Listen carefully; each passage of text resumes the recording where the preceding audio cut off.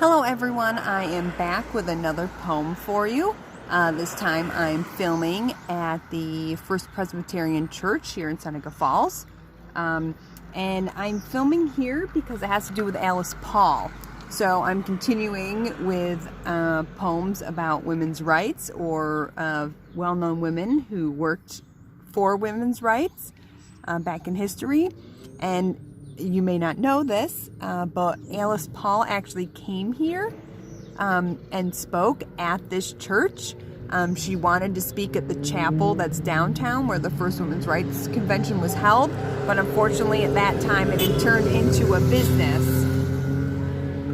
so she couldn't do it there. Her speech was about the Equal Rights Amendment, which was an amendment that she had written to get all these other rights for women. So I do believe she came here in 1923. The 19th Amendment was passed in 1920, which gave all women in the United States the right to vote, but it didn't give them other things that they wanted, such as equal pay and things like that. So all of those other things were included in the Equal Rights Amendment, which, fun fact, if you can consider it fun, it has still not been passed in Congress. So, our poem today is called Alice Paul by Catherine Rolston Fisher. I watched a river of women, rippling purple, white, and golden, stream toward the national capitol. Along its border, like a purple flower floating, moved a young woman, worn, wraith-like, all eyes alight, keenly observing the marchers.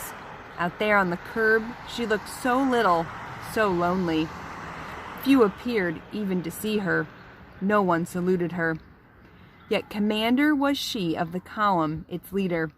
She was the spring, whence arose that irresistible river of women, streaming steadily towards the national capital.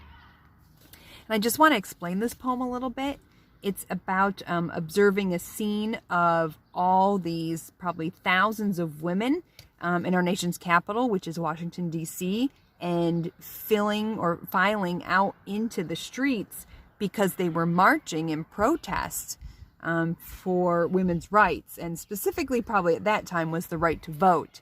And so all these women would fill the streets and have parades, and so they were describing it as if it was like a river, like water gushing into the streets. So it was a very good metaphor they used. So that's all for today. Hope you enjoyed it.